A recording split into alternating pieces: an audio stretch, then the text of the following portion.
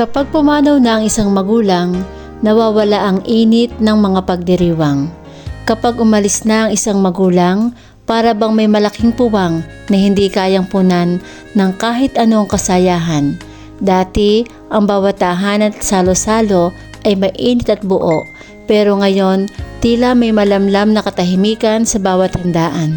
Bawat ngiti, may halong lungkot. Bawat masarap na pagkain, may kurot sa puso. Kasi wala na sila sa hapag, wala na ang mga yakap na para bang kayang gawing ligtas ang buong mundo. Naalaala mo pa ba nung bata ka pa, kung paano nila sinisiguro na mayroong laman ng plato mo, kung paano nila pinupuno ng buhay at pagmamahal ang bahay ninyo tuwing Pasko o Bagong Taon. Ang saya noon, di ba? Pero ngayon kapag wala na sila, minsan kahit anong pilit natin, parang may kulang. Ang hirap magdiwang kapag ang mga halakhak ng ating magulang ay napalitan ng alaala.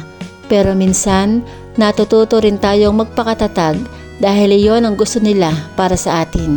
Natututo tayong magpasalamat, magpakumbaba at magpahalaga sa mga naiiwan. Ang sakit isipin pero yun ang totoo. Ang init ng isang tahanan, kadalasan nasa mga magulang.